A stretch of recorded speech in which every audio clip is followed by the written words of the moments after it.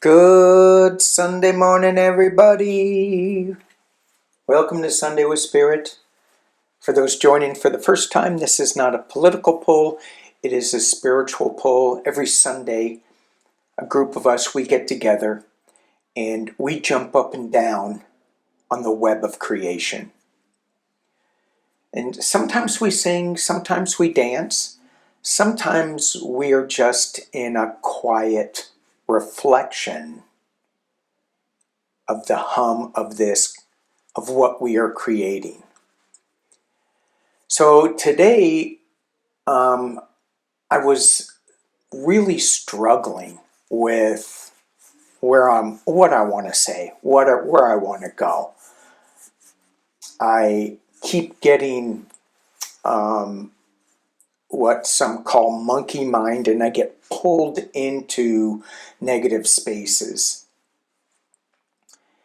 And as I was going back and forth, I came to the realization, and I thought, I am so glad that I have cards to help guide me in a way that'll pull me out of whatever the negative thoughts that I'm feeling as they creep into my sentences and to my thoughts, that I have cards that I can use that will put me on a right path, on a better path. So if I focus on the good cards, now I have not pulled any of my dark energy cards, which I have a set of dark mirror cards, which are awesome. It tells us to look into ourselves, and it's shadow work. Sometimes it's not that good to look at that, but I'm not using any of those. I'm using what I consider my higher vibe cards, and I have a lot of them. It's full of hopium. All right, let's get into this. So, what is it that we need to hear for this week? What is it that we need to be reminded of as we go into the new week? And the cards that I'm using are my Galactic Heritage deck, Through the Eyes of Soul, and Healing Waters. I felt like we could really use some Healing Waters energy. So let's take a look at the first, and that is the Galactic Heritage. It's 67, and it's Self-observance. And I'm like, oh, good. I thought we weren't going to do like that Dark Night of the Soul, that soul work. I thought we weren't going to be looking in that deep. I go, come on, cards, keep me uplifted. And then it says, look in yourself. I'm like, man. So, but before I really get into that energy of self-observance, I want to pay attention to the time streams that we have here. So in our 3D lives, we have past, present, and future. And in the Galactic Heritage, there are past, present, future parallel. And the past is the first era of evolution, in a way. Galactic evolution. And we're just putting this into 3D terms so we can think about it. In the first era, the past, is the childhood. It's the wounded era. Think wounded era. Keep saying error. Being wounded is not an error, maybe it is. Era, E-R-A. The present, which we have none of here, is the adulthood and healing era. E-R-A. And the third era is the future, and that's the maturity and the awakening era. Self-observance. Maturity and awakening. We have to look at ourselves. And the parallel, well, that's all time. That's no time. We can stick this card anywhere in the spread. So let's look at this 67 card, this self-observance card. And this is the Lyran energy. And it's like, as a species, the Lyrans, the cats, the lions, eventually healed themselves by honestly and objectively looking at themselves. And they're doing it, how they heal themselves, is by looking at themselves without judgment. And that's key. Letting go of that judgment. Letting go of what we think we know, what we should know. And in today's 3D world, there is so much judgment on everything. If you do something, you're being judged. If you do this, you're being judged.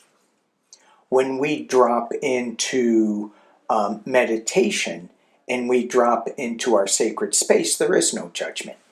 And that's what I find is such a beautiful thing about that practice of meditation, of the journey, stepping into the unseen realm. All right, let's move on. We have 104, the parallel time stream, so go anywhere, and it's leaving home. So I am going to read from the book in a little bit, but it's important, I think, when we do our spiritual work, that we pay attention to our intuition and in our heart space as to what it's telling us for our specific journey. So when we leave home, what do we think of when we leave home? Do we think of a specific time? Was it when we left our parents' home for an education, for a job, for to create another family? What was that like for you? Was it grabbing a pillowcase, putting it at the end of a stick, putting it on your shoulder when you're 6 years old and going, I'm leaving? Did anybody ever do that besides me? I'm leaving. And I'd get up and go. I think I got like 20 feet. And then I turned around and go, I'm hungry. Leaving home, what does that mean? It means creating a new life, starting something new. Unless you turn around because you're hungry. So let me read from the book on this. The Asani is a cross between humans and Zetas. Eventually, they had to integrate all their lessons that we have learned, evolve as a species, and leave home. Walk into their own future, find their own path. And the book says humanity is facing this challenge now as it struggles to find itself. So we're at this nexus point of evolution. It's beautiful, it's bittersweet. You must do your spiritual homework. Make a conscious and courageous choice to find your own path. Do not fear who you truly are. That one gave me chills. Do not fear who you truly are. And as we leave home, who are we truly? Well, we have to look at ourselves in the mirror without judgment. Who are we? Pluses and minuses. I would not be who I am without the mistakes I made. But if I was judged just on the mistakes, then that would be, well, I think, well, I won't go into that. Let's go into good intentions. 46. 10, serious, past. And so this is, the past is the wounded era, the childhood. And it's a 10, it's a completion. Good intentions. So when I think about the good intentions that we have, I think about some of the things that I did with good intentions, but they didn't turn out like I thought they would. Maybe it had the opposite effect of what I wanted it to be. And from the book, this card is asking us to look at our good intentions in our heart about an action we are making and find out how they can be strengthened through, here we go, honest self-observance, thank you, realistic evaluation, and long-term vision. And then at the very end it says, and most importantly, it's important to forgive yourself. Oof. Oh boy. So I'm thinking to myself, good thing you have these positive cards where you don't have to do that shadow work, where it can just be light. And to me, this top spread is pretty much all about shadow work.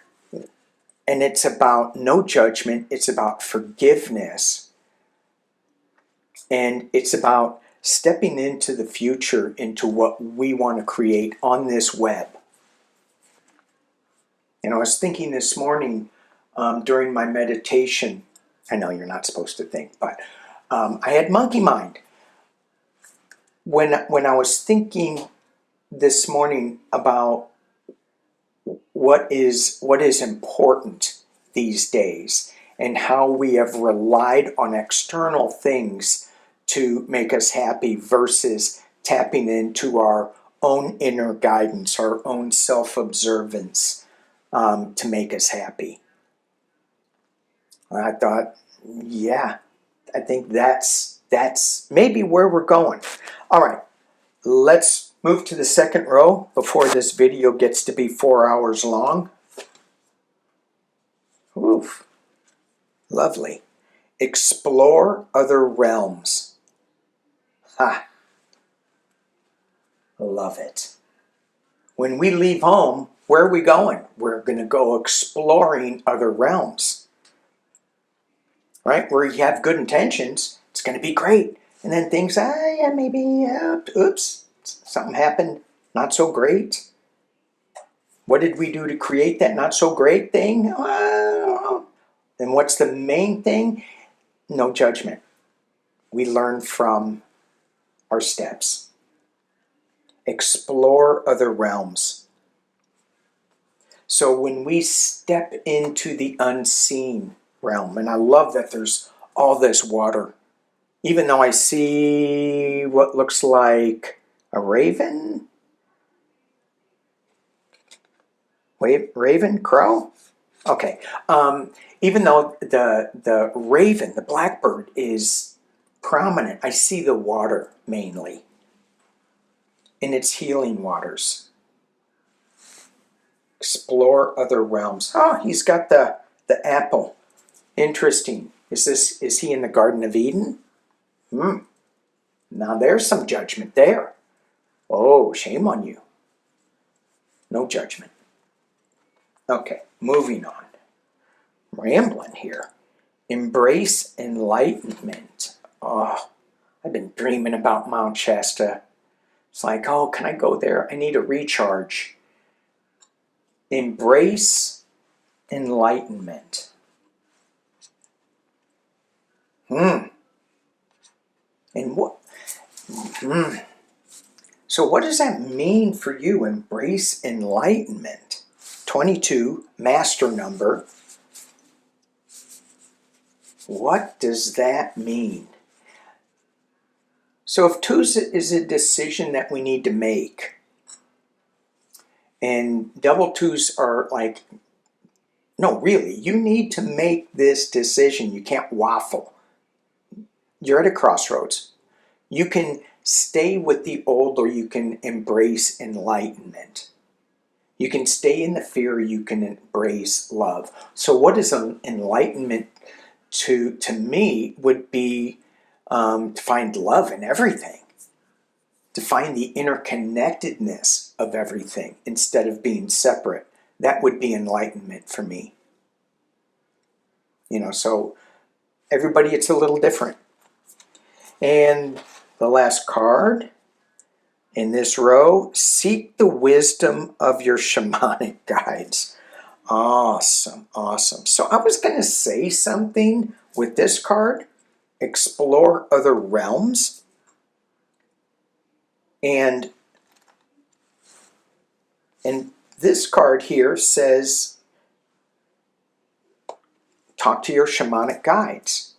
So for those who don't know how to talk to their shamanic guides, you know how to talk to your guides, but what is the shamanic method to tap into these unseen realms, these other realms? It's through using a repetitive sound like a drum, and I'm going to mispronounce this, I apologize, or a didgeridoo, the Australian didgeridoo. Okay, sorry. It's a repetitive sound that gets your brain into a state of light trance. And the shamanic method is using a drum. And for those interested, I am doing a very basic intro to shamanic journeying where you will tap into the upper, lower, and middle worlds, where we will tap into our helping spirits, our shamanic guides. And for those of you who want a deeper course, Sandra Ingerman has one online. Email me and I'll send that link, or I'll put the link below the video, if I remember. So the second row. So here we have, look at yourself without judgment. Take a leap, jump, go, go. And keep your intentions to the higher self. And when we stumble, no judgment, keep it going on the higher intention. Explore other realms, leaving home, exploring other realms. Embrace enlightenment, no judgment, and seek the wisdom from your shamanic guides. This is self-observance to me as well, because we get direct revelation when we go into that shamanic trance. It's not somebody else telling us how to live. It's our guides giving us direction. All right, moving on to healing waters. Ride the waves. All right. Life lessons and growth.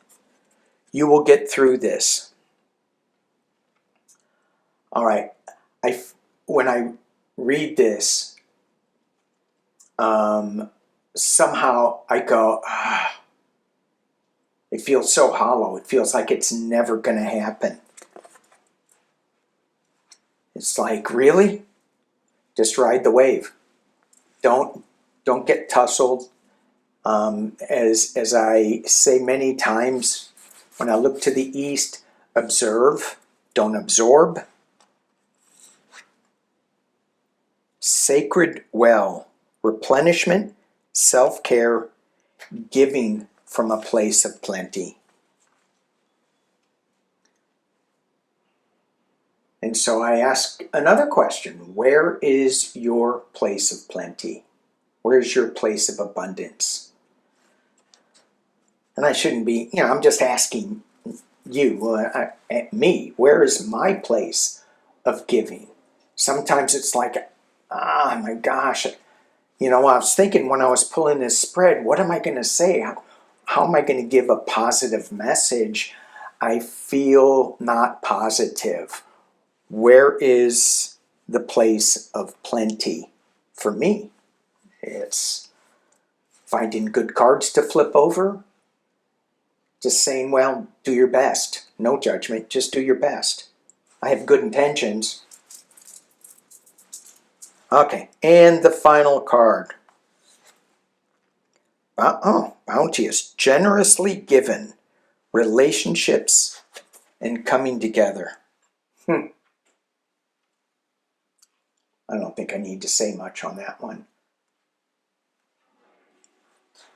I already talked about how I struggle right now with where is my place of bounteous. Where's my bounteous place? It's still there. Maybe we have to look at it a little deeper.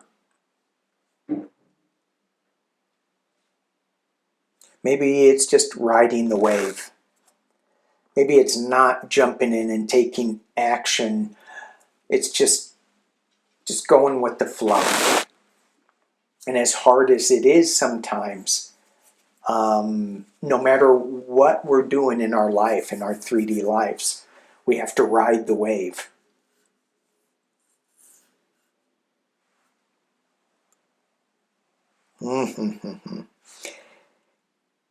And dipping into the sacred well.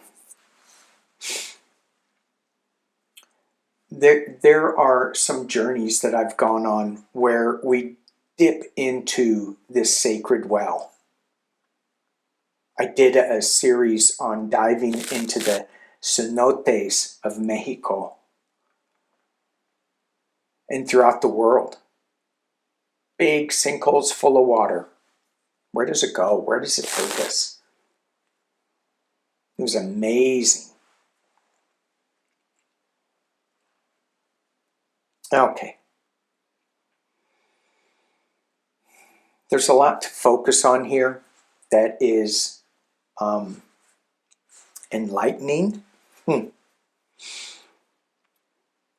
I think for me, the message that I hear is, if I can pull 3. I want to pull this one so bad. Go to Shasta.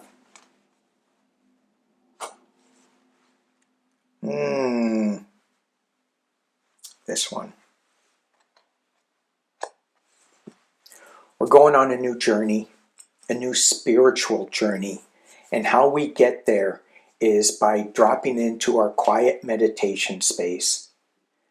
With it, in the shamanic journey, in asking our shamanic guides, we go there with the intention. Where are we going? If we leave home, are we just going to jump on a train with a knapsack and ride the trains? Woody Guthrie type thing? Or are we going to go with an intention of higher learning? And I'm not talking college. And as we are seeking that wisdom, we bring in our guides, we bring in our angels, our power animals. And as we drop into that space, we are finding self-care, no judgment, replenishment, and we find that we can give back from a place of plenty. Thank you guys for watching. Thank you for being here with me on this beautiful Sunday morning. Appreciate you all. Peace and love.